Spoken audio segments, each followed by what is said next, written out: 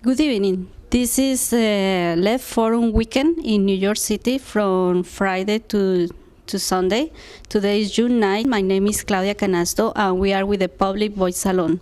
So we're going to have a little peek in some of the events. There are too many good things to see in this forum, but we try to have like a little bit of some places, and then we try to see we can talk with some of the people that have been giving talks or even that have assisted to the forum. Okay, let's go.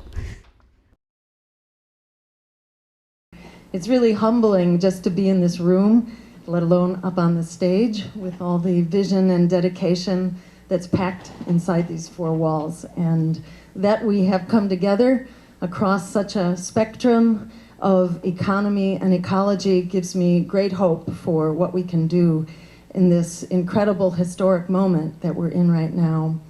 So I was asked to say a few words from the perspective of being a physician involved with environment and health. So first I want to just explain what my perspective is from that point of view. And having started out as a clinical doctor, doing sort of the routine medicine for grown-ups, basically, I discovered I was not comfortable giving people pills and pushing them back out to the things that are making us sick. Everything from pollution to poverty to a sick food system and a dirty, polluting, car-centered, passive transportation system and so on. But what I discovered when I moved into the world of environmental health, and I discovered that there was really no way to improve our health and the environment unless we were also transforming the economy. The two are just too connected. And what I learned there as a physician and an advocate was that you can't really change the economy unless you challenge power. So when people ask me now what kind of medicine I'm practicing, I say political medicine, because it's the mother of all illnesses, and we've got to fix this one. It's our privilege, it's our duty, however you want to look at it. Maybe it's just our destiny to turn this breaking point that we face into the tipping point that we need to take back our democracy, the promise of our democracy, and the peaceful, just, green future we deserve. And we can do that by mobilizing for economic and ecologic transformation and settling for nothing less.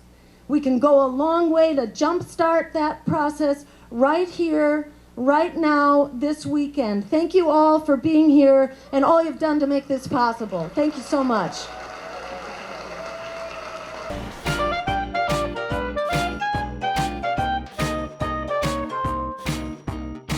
The virus has a few factors that it relies on to take over and also to reproduce itself. In order to do that, it has to go through this step where it becomes part of our chromosomes. Then it expresses a copy of itself again. From this copy, that will not only become the virus that is spread, but it also codes for viral proteins. We added to a method that it would turn fluorescent whenever the parts came apart. So we could tell a positive signal, and we screened thousands and thousands of chemistries until we found the ones that worked. And among those, which ones were antiviral and which ones were safe.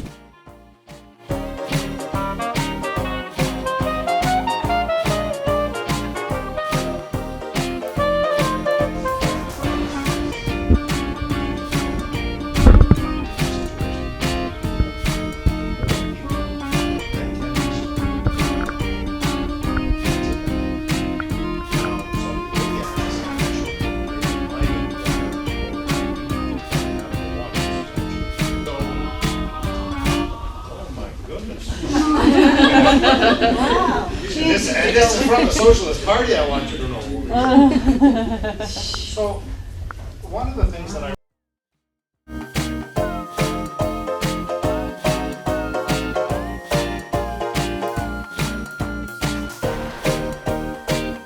audience is sitting usually, this is what they see. A giant Michelle Obama appears with these military people in ceremonial uniforms of some kind and talks about how important the movies are, what a great industry, you know, how it makes America great.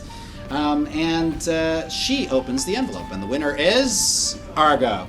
All right, so thus we banished to a dark 30s.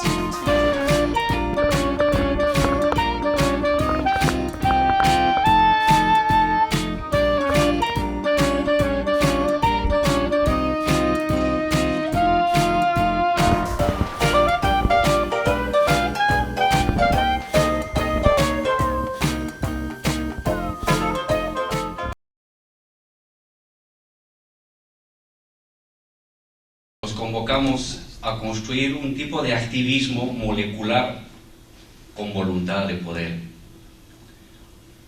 Un tipo de activismo que no se quede en el lugar donde uno está.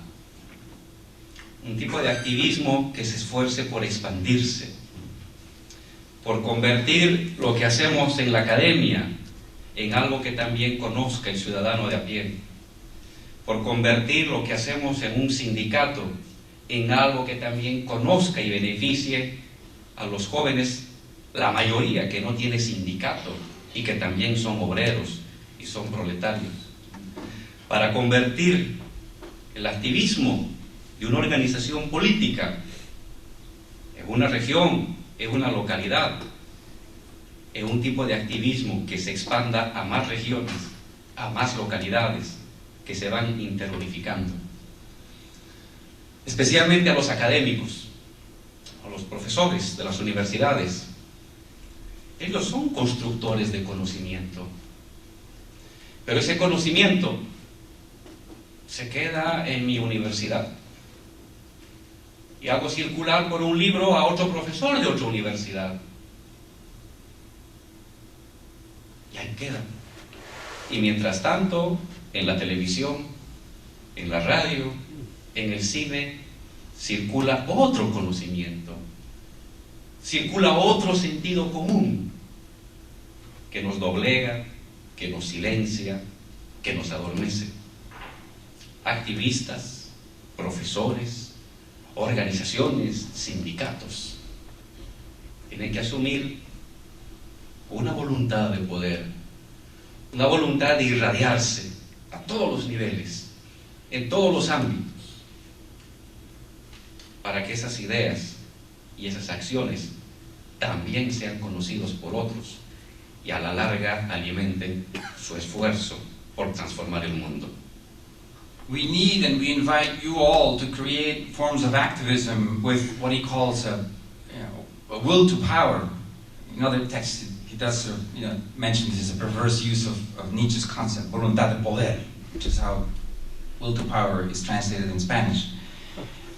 We need activists to struggle to expand what we do, for example, as academics, so that it is known by a regular citizen, or that what trade unionists know and do is transmitted to the youth, who are often also workers who very often don't have a union. We need forms of activism to turn into political organizations that may expand from one region to other regions with which they can unify or interunify. And so, in particular, to academics or to professors, who are, of course, constructors of knowledge, but if that remains on a sort of microscopic, minuscule level, where they publish one book that they pass on to another professor, then at the same time on TV or in cinema or on radio, there's another form of knowledge that circulates, that then subordinates us, or puts us to sleep, or silences us. So we need activists and trade unionists and intellectuals and academics to acquire this will to struggle for power, to irradiate and expand to all domains, so that these ideas are known by others and contribute to the struggle for emancipation. Muchas gracias. So here we are live at the Left Forum at Pace University in New York City. This is the largest annual gathering of the left in North America. It happens every year in downtown New York, and we're so happy to be joined by Tony Gronowitz, who is a Green Party candidate for mayor of New York City. And Tony, if you could just share some of your thoughts and reflections about the weekend so far, and maybe some of the points that stand out to you, or some of the ideas, and just to share with the American public and also the citizens of New York what you learned and what people need to know going forward. You know, we heard from Jill Stein. She's a Green Party candidate for president in 2012, speaking at the plenary Friday night, and the urgency of the crisis, that we are at a breaking point now in humanity, that if we don't do something now, that we could lose the planet. And what are your thoughts on that, Tony? Well, I don't think our loss will be the cockroaches' gain, because they'll survive as they have for 250 million years. But more to the point, I mean, this is always an exhilarating gathering that gets more exhilarating every year because of the thousands of people, the degree of unanimity on various issues that I've not seen before, and the gradual break from the Democratic Party, which has been the siren song of the left and of the unions. And now that union density is at the level it was in 1913, before the CIO, and at the time of the IWW and the inspired leadership of Gene Debs and the Socialist Party, we need to go back to the IWW and Socialist Party, pre-World War I Socialist Party positions of Debs, and do something for the people, for the 99%. And as far as what I learned, well, I did see Oliver Stone last night, and he was extraordinarily impressive, as was his sidekick, Peter Kuznick, the historian. And they showed clips of his long series on the 20th century of the U.S. history, the history that isn't taught, that isn't in the textbooks. And I found myself, since I had already come to this conclusion, in agreement with Stone and Kuznick on the fact that Kennedy did change, and his change, of course, was one of the reasons that he was assassinated. He was not going to go into Vietnam, and he was actually recalling the troops. That I knew before from my own research, so therefore I'm in fundamental disagreement with Noam Chomsky, who frankly didn't do the research on that particular issue. So I prefer to listen to Stone now and watch the films and not look at the I mean, Chomsky's good, but not on that issue. It's very important to understand that in 1962 there was an Operation Northwoods, in which everyone can look up on the web, in which the Joint Chiefs of Staff planned to shoot down an American airliner with American passengers and plant bombs in American cities and kill Americans and blame it on Castro so they could invade Cuba. And Kennedy turned it down. Of course, the next year, Kennedy was assassinated. So I find that to be a very important factor that's been introduced into my historical awareness of that era which I lived through. Tony, you are an American historian. Tony Gronowitz also is a professor at Birmingham Community College. Your students are very lucky to have you there. And Tony, I kept getting the feeling all weekend here, you know, going to these wonderful panel discussions, hearing Rick Wolff, you know, talk about the need to democratize the workplace, and hearing Jill Stein talk about the ecological devastation that's coming down upon us unless we don't really, you know, change course very quickly. I get the feeling that if most Americans heard this message, that they would be on board with this. What do you think is the key to getting the word out to the you know, beyond the progressive choir, to the larger American public? How can we get our message heard and speak in a language that connects with people? You're doing a great job. You're a wonderful communicator. I've seen you in action at BMCC and the unions, and always, you know, on board with these campaigns and doing your thing. But how can we reach a larger audience? You know, working class people. I understand that Jesse Ventura has said that he announced he wants to run for president. He's thinking about running for president in 2016, and he's a great populist. You know, he speaks in a language that resonates with the blue collars. Do you think that the American public at large is ready to rise up? Well, I think so, because they've been going down for so long. The only direction is up at this point. I mean, the conditions are so bad, and in New York City, the inequality is so great. The current mayor is the worst mayor in the history of the city certainly when it comes to public education. In the last 4 years, the number of homeless children going to public school has gone up 500% to 53,000. 5% of all public school students in New York City are living in shelters. They go from shelter to school. This is an absolute international disgrace, and charges should be brought against this guy. I find his behavior is monstrous. All he cares about, as we know from the marathon that he tried to hold, is Wall Street and the tourists. Well, I'm running for the people and for the environment, to make sure that people have a safe environment, that we're better prepared for climate change than we were with Sandy. I mean, he lives on East 79th Street, and he was not on the shoreline. He could care less, and he demonstrated that absolutely by his unconscionable, morally reprehensible stance that he was going to run that marathon.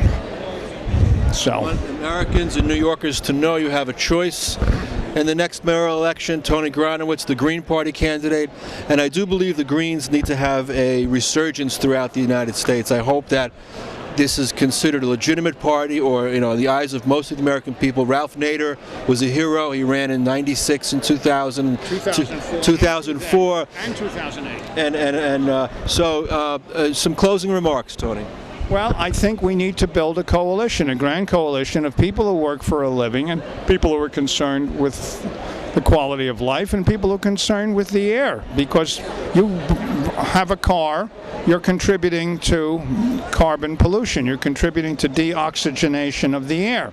With the time of dinosaurs, it was 35% oxygen. Now we're down at 21%. So fossil burning fuel is a way of strangling us. I think cars are one of the worst things that's ever happened to our humanity. I think we need to go into a post-car era, or electric cars, And final thought, takeaway from today, from the Left Forum 2013, where the theme was ecological and economic transformation. Tony Gronowitz, what's your final thoughts? You can't separate economic and social justice from environmental justice. The two go hand in hand. The poorest urban county in the nation, the Bronx, has the most toxic waste dumps. So there's a connection between the two, and we must strive to give equality to everyone. Tony, good luck in the mayoral campaign, and we'll see you in Gracie Mansion in September and November. Thank you. Okay, take care. Okay, now I'm joined by Juliana Forlano, who has an internet show called Absurdity Today, and which is a political satire. And we first met Juliana in a panel discussion yesterday with Michael Moore was on the show.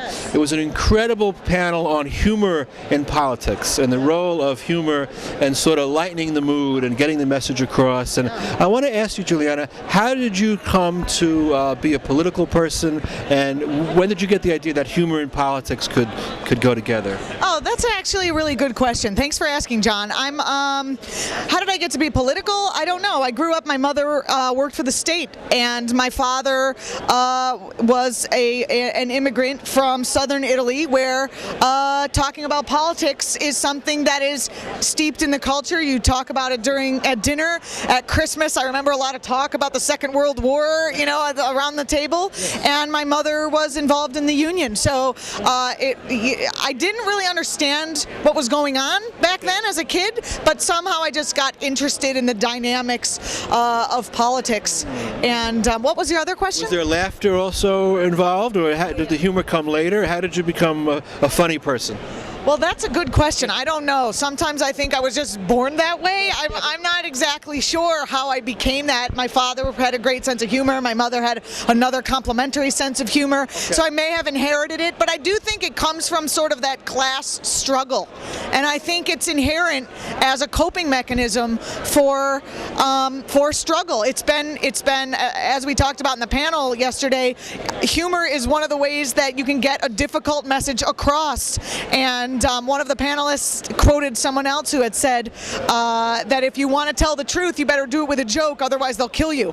And, so humor has been a mechanism of getting a message to a wider audience and being able to kind of illustrate whatever that message is in a way that's palatable. And it's not necessarily to be used as a tool, but I think it can be a tool, but it also tends to just brings people together. I mean, one of the things that I think that all of America needs, not necessarily just the left, is some unity when we're talking about most of the people who are not either in the 1% or the top 5%. We all have much more in common that we don't have in common, and I think these divisive splits are unnecessary, and I think humor often can bridge that gap so that we're all in good humor together, and then we can maybe have a conversation where we can maybe disagree but not hate each other. And so, you know, there's a lot to it that I think humor does. I mean, I worked as a stand-up, and I was involved in politics and involved in creating media,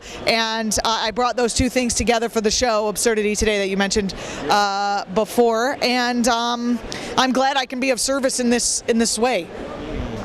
So just thinking about this whole Left Forum weekend and, you know, what we learned, or did you get to go on any panel discussions? And, you know, Jill Stein gave a rousing talk. Did you see the speech she made on Friday night? And just, you know, talking about all the problems and the ecological crisis. We need to wake up. We need to, you know, do something here. I mean, we don't have much time left, you know. I mean, the carbon content now is 400 parts per million, which is like unbelievable, and some scientists say that the methane gas that's under the ice caps, if those ice caps melt and that's released, it could become uncontrollable, and then we're really in a major crisis. What is your takeaway in terms of politics and what you learned and what needs to be done going forward to save our country, to save our democracy, and to save our planet?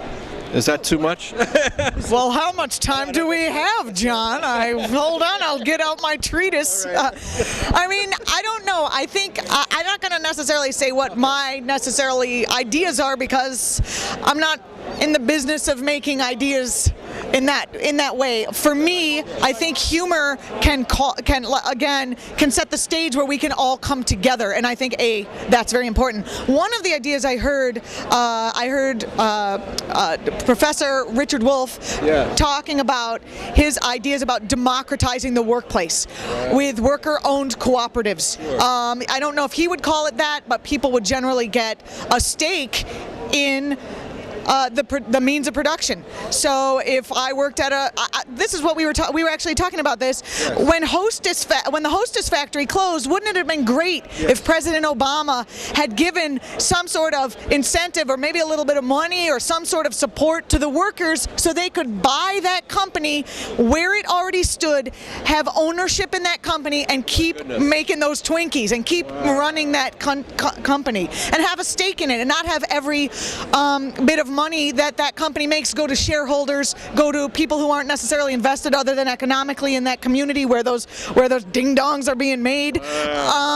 So there's a lot of really good ideas here. I think one of the things that I'm glad you're doing these interviews, one of the things that we need to get across as members of the media, I think, is that there are ideas out there. There are ways of doing things. There are lots of ways of doing things that we're not hearing about in the mainstream media. So whenever we hear just this one-sided kind of conversation, we need to recognize that there are other ideas that are easily workable. Yeah, so I just want to say, speaking of Hostess, I think maybe the real ding-dongs are in the White House and the Congress. Wouldn't you say that? No, okay. Oh, sorry about that. But what was it like to meet Michael Moore? Was this the first time you met Michael Moore? Actually, I'd met him twice before. Okay. Who cares? I mean, I met him. I met him before. He was great all of those times. And one of the things I did during the panel was I asked at the end when people were clapping and thanking the presenters and the speakers, I asked at the end for an additional round of applause. I don't know if you remember, for Michael and for the other people who are out there speaking the truth or speaking, giving voice to something that often gets attacked in our mainstream media, that brings up fear in people, and then it brings out their worst qualities. And he becomes, and other people like him become the target, and oftentimes they don't have a crowd with them to clap. They're on their own. own. So I thought that was really important, just to give over that extra moment when we could show appreciation for people who are often on the front line of speaking the things that need to be said. So I was glad we were able to do that as a group. Wow. Have you thought about making movies yourself, or getting into film, or what's the next step in your career? Actually, that's a really, I'm glad that you asked that. I have some projects in the works. Some of them may be documentary films. Oh, wow. So, I mean, I don't want to plug myself, but, you know. Let us know, like, when you're going forward. This is a dialogue. We're beginning a dialogue here, and I'd like to continue the conversation. Is this your first Left Forum? This is my first Left Forum, but it's not my first left-leaning or left-ish conference. I've been to some other stuff before. I've been to Netroots Nation. I've performed there for the last 3 years. Yes. Going again this year. That's do you know that convention? No. It's a convention of unions and people who are bloggers and independent media all coming together just to you know, network and do what we're doing here, get ideas out and pass ideas back and forth. One of the things Michael Moore said, which I thought was funny but also true, he said that, like, a lot of us lefties, you know, we're so passionate about what we believe in, but sometimes, you know, we can go on and create some, you know, alienation. Other people go, oh my God, here we go again with our spiel. Do you feel that way, like in your family, for example? Do you have a lefty family, or are you the one that's always causing trouble with your? Yeah. I mean, I think it's funny because we call it Left Forum, but some of the ideas I'm hearing aren't necessarily left. Okay. They're just ideas that don't necessarily fit in a left-right paradigm. Yeah. So there's a bunch of iconoclasts here, and when you say an idea that doesn't fit in the paradigm, people are like, what? I'm sorry, what? You know, and they don't good ideas don't necessarily fit in the dialogue that we're already having. They can blow that dialogue away and start a whole new process. I can't remember what the question is that you just asked me, but, you know, sometimes people see that as making trouble, and sometimes they see it as, you know, refreshing. Or, you know, liberating. In America, we're always talking about wanting freedom, and I think we want internal freedom as well as external freedom. And some of that has to come from, you know, speaking what is our own truths. You know, I think that's important. Well, thank you, Juliana, and keep speaking your truths. Thank you so much. Thanks and for what you're doing, too. Good luck, and keep making people laugh, and keep raising their political consciousness at the same time. And we will have a better world for everybody. Thanks, John. Thank you. Thanks.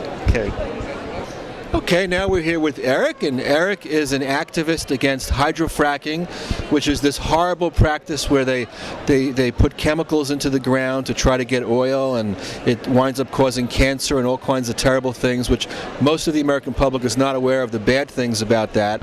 And Eric, I'm so glad to have you on the show as an anti-fracking activist, and tell us a little bit about who you are, and maybe also what you learned about during this Left Forum weekend of discussions at Pace University. So my name is Eric Weltman. I work with an organization called Food and Water Watch, and we're part of a vast and growing movement against fracking here in New York. In fact, we're part of a coalition called New Yorkers Against Fracking, which is urging Governor Andrew Cuomo, to ban fracking and to fully embrace renewable energy. Fracking, as you mentioned, is a highly dangerous technique for drilling for both natural gas and oil that threatens our air, our water, our food, threatens our climate, and so we're sending a powerful message to Governor Cuomo that we shouldn't allow fracking in New York. The bottom line really is that there are safer alternatives to natural gas, safer alternatives to fossil fuels, but there are no alternatives to water. There are no alternatives to water. Wow, and this really ties in with the theme of this Left Forum conference, which is ecological and economic transformation.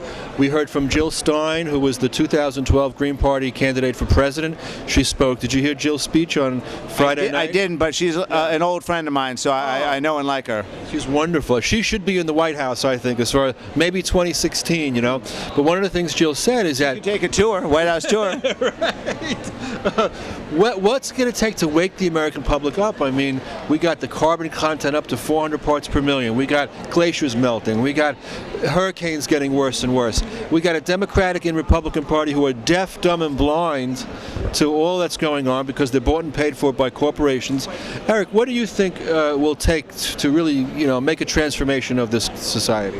It's a good question. As I mentioned, New Yorkers Against Fracking is a large and growing coalition. We have over 200 members. We have over 1,000 businesses against fracking, several hundred faith leaders against fracking. We're working with networks of health professionals, artists like Yoko Ono, students, local elected officials. And so I think what it's going to take is really, the hard work of organizing, of doing outreach, the kind of work that, Food and Water Watch and New Yorkers Against Fracking and so many people here at the forum are doing on a day-to-day basis. I mean, this is itself is an amazing event with thousands of people who are, doing the hard work of, taking on large corporations like we are, the oil and gas industry. We're up against, companies that clearly have millions and millions of dollars, but what they don't have is thousands of people like what we have here today who are doing the nuts and bolts work of organizing in the communities. And Food and Water Watch and New Yorkers Against Fracking,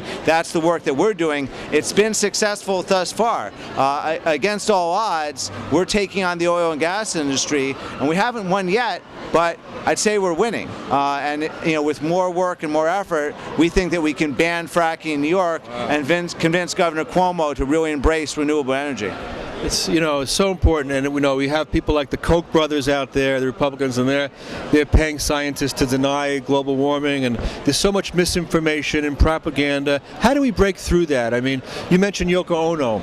I thought about the 1960s and how young people were rising up and against the Vietnam War. You had people in the streets. We saw recently the Occupy movement. That was a sign of hope. So I think just being here, being together, but to explain, I think, do you find when you talk to people who don't know about fracking, how does that conversation go when they find out how dangerous?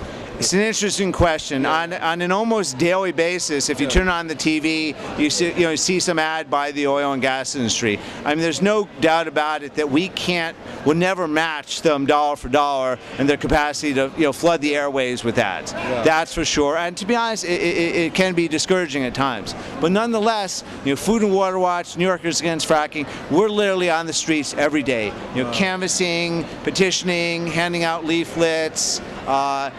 Doing internet stuff on Facebook and email. And the fact of the matter is, I mean, people understand when you explain what fracking is, that it is inherently dangerous and cannot be done safely. It doesn't take that much energy and effort. We do have help from some great documentarians.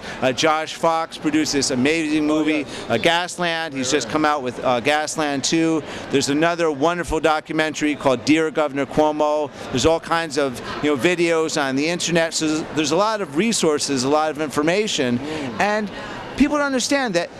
When you explain, and believe me, it doesn't take very long to explain that fracking is dangerous. It's this process that involves injecting chemicals deep underground. There's a lot of images of for example, people's tap water catching on fire. People get that.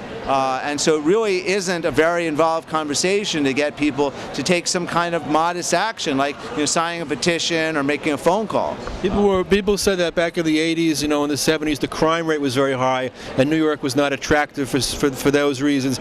Well, if New York will become the new cancer capital of the world, go ahead, real estate people, have all your fancy condos you want, but if you get cancer there, who the heck is going to want to live in this town? And not only, I would say, Eric, that this also causes explosions, right? The San Bruno explosion in 2006 was horrific. How many people burned to death and were injured by that? Now they want to put this thing into the West Village. You got all these nice fancy townhouses. Well, you are in a blast zone down there, and why people haven't hit the streets more, I don't know. Well, that's a point well taken. Fracking would devastate 3 of New York State's economic engines: tourism, real estate, food, and agriculture. And the number of jobs that fracking would create for New Yorkers has been wildly exaggerated by the industry. So we do maintain that there there's no safe way to frack, and that fracking should be banned, and it will be banned in New York. Donald Trump, I hope you're listening, and all you real estate bigwigs, ban fracking now, and have Eric come on Charlie Rose and CNBC. You should be on all these shows. Happy to be on Eric, your show. you're a Thank great you. American hero, Eric. Thank Keep you. up the Thanks, good work. John. Thank you. Okay. Oh, we're so happy to see Claudia Clark is here. Claudia Clark was a senatorial candidate running against Christine Gillibrand. Yes. Yeah, and the last time you were on our show was during the heat of the campaign last year.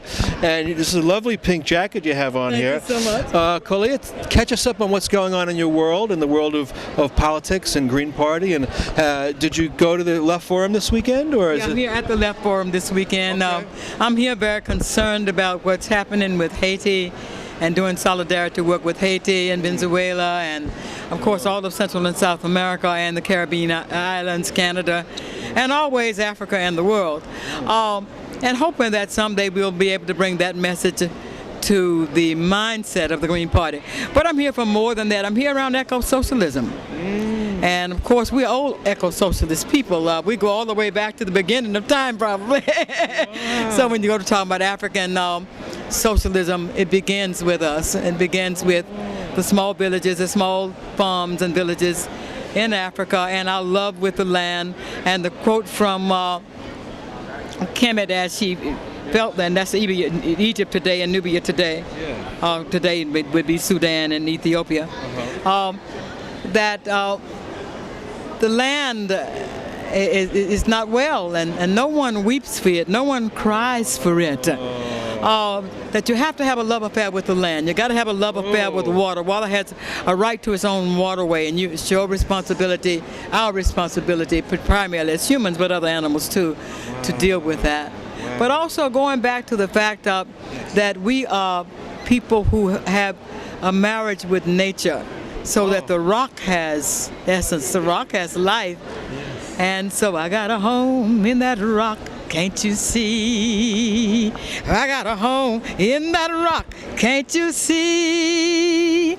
Way over yonder, way over yonder, in that rock, can't you see? You know that the rock provides you with everything you need. The rock. Yeah, the rock, we stand on the rock. Planet Earth is our rock. Not Prudential, the rock. No, Prudential. Not Prudential, the rock. Prudential is not a rock. Prudential is a loose stone. Right. So so we also are here, about that issue and beginning to expand from the indigenous communities. My mother's mother is indigenous, so out of this indigenous world from which I come, to be able to say, take these messages that were just ordinary messages in my childhood, that have not become so extraordinary in my adult life. You're so necessary. We need to hear more of you, Claudia. You need to be on more of the airwaves. We need to get you on Charlie Rose. We need to get you out there on CNBC. Or we need to have a real left media. We don't have a left media I would in this prefer country that. anymore. I'm not opposed to Charlie Rose, and I'm not opposed to Bill Moyers, maybe. Bill Moyers, or any, and I love Bill Moyers. Yeah. But I'm not opposed to those folks. But we really must, as green folk, develop a true green media. Yeah. And that media has to get out there. It has to grasp the realities of our times. We're really we're in danger now. I mean, Jill Stein spoke Friday night, the presidential candidate from 2012, and she said that we don't have much time left here. We got 400 parts per million carbon. We got melting glaciers. We got storms out of control. We got a 1% that's dominating this whole thing, that you can't get a word in edgewise, and money is just poisoning the whole ecosystem and the whole political process. But thank goodness you're doing your thing, Claudia. Time is winding up. It's not new. Yes. We have been talking about the winding of time and seeing that wind up, certainly all my childhood. But Fannie Lou Hamer, out of the historic civil rights movement, used to sing it all the time, that the time is winding up. Fannie Lou Hamer. Go tell the president that the time is winding up. That when you look at the issues of our times, the destruction of the planet, we've been watching that, I told you, since 2500 BC, when the prophet was writing about Kemet, the destruction of the land. That there would come a time when the sun would become our enemy. even though she shone as she always had. That the waters which were once resplendent with fish, I'm talking about 2500 BC, wow. The waters which were once resplendent with fish would become poison. And the two winds will prevail against each other. Well, you know, we have been out here a long time warning, because it's been across that much time that we have been killing billions of animal life, all kind of forms, including each other. You know? If we move to a socialistic society, capitalism is destroying our planet, and we really have to move into something with egalitarianism and a true democracy. We do not live in a democracy as far as I can see. Do you think we live in a democratic? I mean, no, my folk were slaves, so how could you even talk about a democracy when I'm chained? Right. How can you talk about a democracy when my other folk are being massacred? When the President of the United States in 1787 would tell the world that's his job, to kill the wolf along with the native, driving them to the west and then moving southward, killing as they go. And the African would be returned somewhere. I don't know where they planned it. It's going to work us to death, and then what was left would be returned somewhere. Well, we got to look at signs of hope, Claudia, and if you look at, we are the hope. You know, the Occupy movement that came up, and also the Turkey now. You have Turkish people protecting that park, that beautiful park, that green space in Turkey, in Ankara, where they wanted to build a shopping mall, and they said enough is enough, and now thousands of people are in the streets. And now, you know, if we can reignite around that, if we could build, if we could educate, if people, you know, even rich folk, they got to understand that, you know, they live on this planet. Do they want to leave something for their kids and grandkids? Well, eco-socialist horizons has come up. Okay. And those young people, and some of them were so associated with Occupy.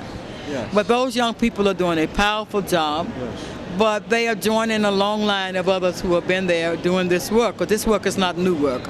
That is my point. This is old work. It's reconnecting with an ancient practice. Not even ancient practice, with recent times, reconnecting with people across the country who have been concerned with the soil and the land, with the forest, with the rivers and the streams, and not just saying it's just the natives, because it's been most of us who came here. It didn't take long to understand that if you mess with mama, she'll kick your butt. Oh yeah. Mama Nature. Don't mess with mama. Don't mess with mama. She has to readjust herself. Yeah. So yeah, it's just moving forward. I wanted to introduce to you to some people out of Haiti, and to introduce the listening public and the viewing public to some folk from Haiti, including Haiti's senator. Okay. Yes. Let me get them and bring them over. And before that, how about Cath Union? Oh, please. Yes. Okay. Thank you. Cath Unions. Yes. And okay. And the Senate. Wonderful. Okay, Claudia. Yes, I want to introduce two of my colleagues who have come in here from Haiti. We had colleagues from Algeria. We had colleagues here today from, of course, Venezuela. Yes. But we really want to focus on these two beautiful men. To my right is Fignole, my far right is Fignole St-Cyr, who is the head of the Autonomous Workers Unions of Haiti, called the CAF. And they have been out here struggling against the free trade zones, struggling against the negative aspects of Project Hope, and struggling for the rights of workers in Haiti, now for all of his life practically. This young man is the president of the Cath Unions. And to my immediate right is Maurice Jean Charles. And he is a Haitian senator, and he is the most radical voice in Haiti. Oh. Will you please turn around? Wow. Just turn around for me. Just turn around. I want my viewing audience to know they've tried to kill him a number of times. He has a huge, if you look real hard, he has a huge mark on his back. Who tried to kill him? The local authorities. We don't know whether they're UN authorities in Haiti, whether they're UN authorities, whether they're other authorities. He's been traveling the world now. He just finished with Australia, Argentina, and moving about Central and South America, spreading the word that the United Nations must immediately remove itself from Haiti. It's guilty of all kinds of crimes, including violations of all of the Human Rights Declaration that is supposed to be the cornerstone of the UN. So he's here asking that the UN leave, that Haiti's debt be just removed. IMF needs to just remove anything that, and World Bank, anybody that says Haiti owes them, cancellation of the debt. He's here to talk about the right of tenants to remain in their tents or houses or wherever they are, and that decent housing be set up for them. and that they not have these political evictions where they come in at night, terrorizing, sometimes even killing folk. To rush them off their homes because they not want the land on which the home set. He's here to say that the cholera victims have a right to reparations. The cholera victims that suffer, more than 8,200 dead, more than 500,000 have been affected, and more than 200,000 have been hospitalized as a result of cholera. Brilliant. So these All are right. my brothers from Haiti. Thank you, and they both speak French. So otherwise, we would have a conversation. No, Creole and French. Okay. Yes. But maybe we could just join a little rendition of John Lennon's Imagine, since music is the universal language, and just maybe one stanza. Imagine all possessions. It isn't hard to do. Imagine all possessions. It isn't hard to do. Nothing to kill or die for. Nothing to kill or die for. And no religion too. And no religion too. Imagine all the people. Imagine all the people. Living life in peace. Living life in peace. Imagine living free. Thank you, Claudia. Yeah, they You're always imagine. welcome on the show. Okay, thank you. Thank you for all the good work you're doing in Haiti. Keep up the good work. Okay, thank you.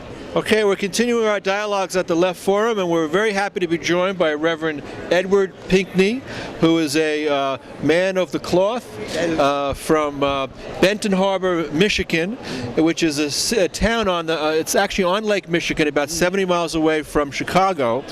And something terrible has happened in this town where the corporate powers that be have taken a democratically elected mayor, removed him from office, and basically put a dictator in. And Reverend's going to explain a little bit about what happened there. I didn't think we had dictatorship in the United States of America. Well, we do. We have a bona fide dictator, a man who have been given absolute power over the elected officials, not knowing what he was doing, but he was put there not only by the governor but also by Whirlpool Corporation.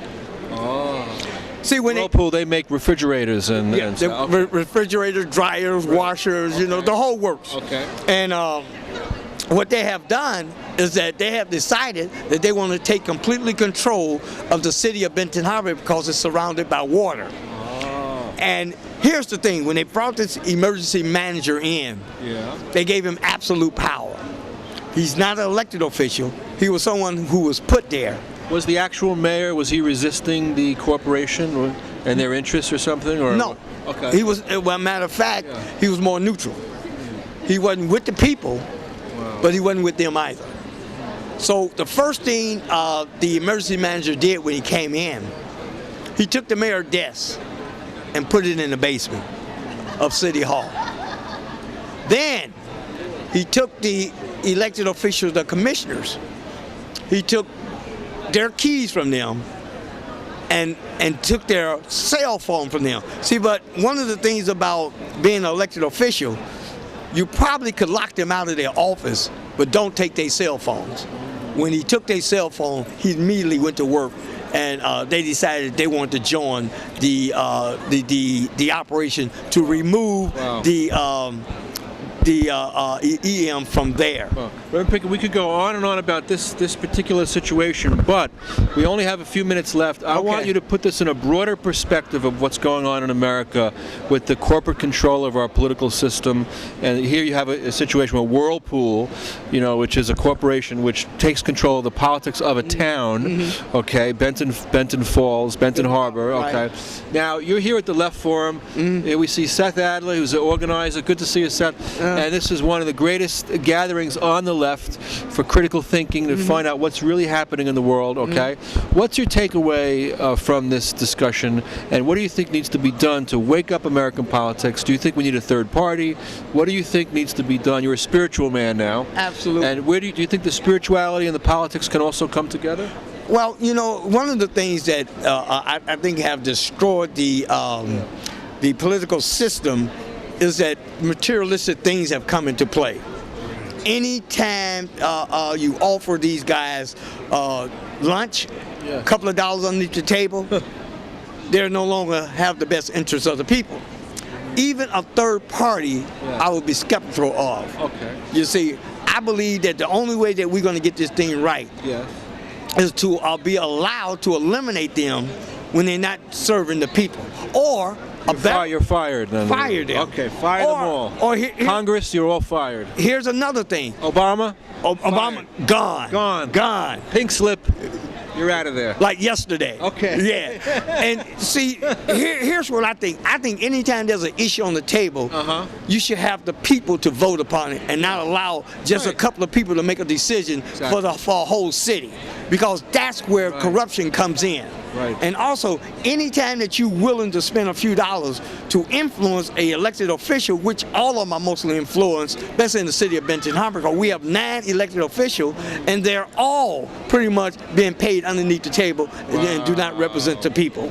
Reverend Pinckney, tell us a little bit about how you became involved as a political person. Did you get involved? What was the seminal moment of some of your heroes? Who were some of your heroes? Well, you know, Martin Luther King was really one of my truly heroes, and I always believe that justice is for all.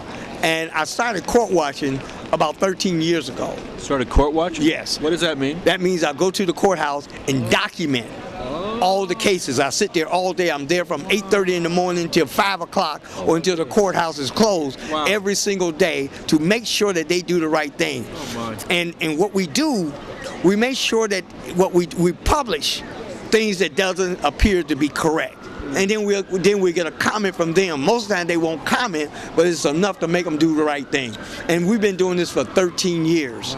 And we'll continue to do it. And that's, I think, is more important than anything else. We can do that to these politicians, but they care less. Because they care less about you because they got these corporate dollars where they can put them back in office with their influence and with advertising and getting their word out. Right. What about Jesse Jackson now? He came around in the 80s. Yeah. And he was really, you know, people took him very seriously, you know, and everything else.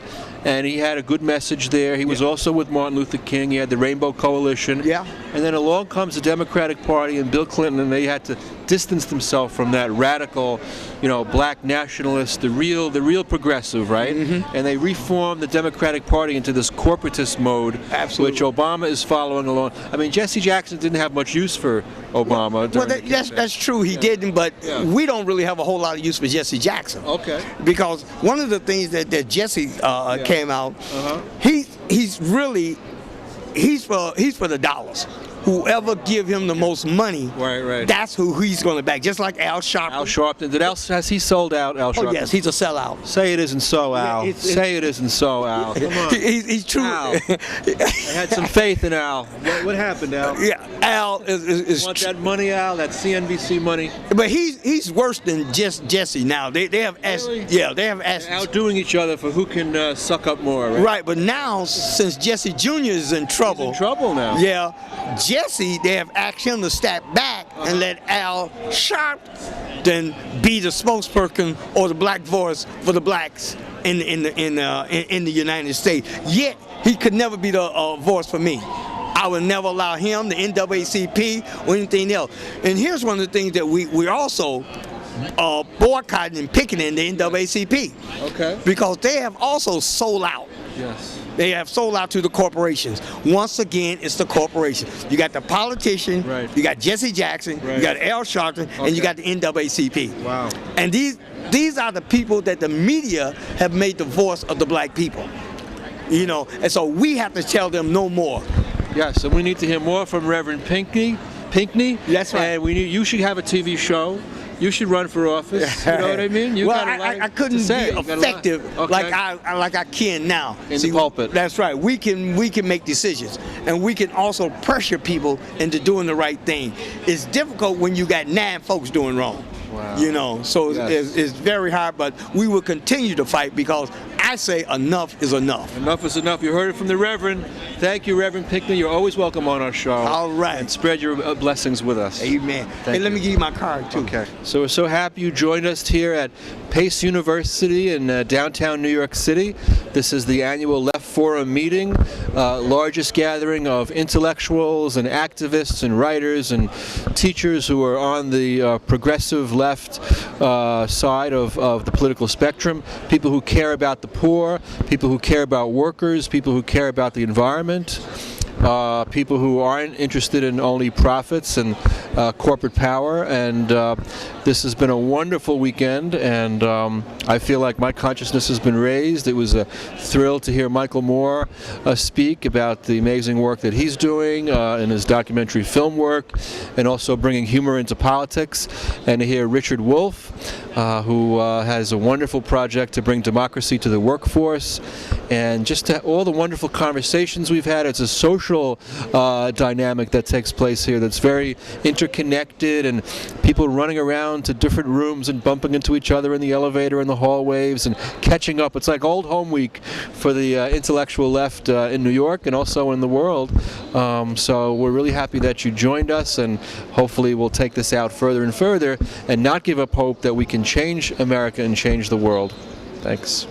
Okay, hope you like what we did today.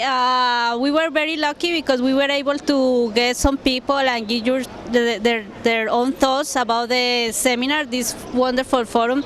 As I say at the beginning, this is very difficult. There are too many good staff during the 3 days, so we don't know where to go. But we try to pick here, pick there, and give a little flavor to all of you guys, and hope you get empowered and start working and start thinking our planet, because our planet is just for us. Nobody else can replace it. And also to think in the helping workers or get involved with volunteer jobs. There are too many things that we can do. So hope you enjoy this show and see you next time. Bye-bye.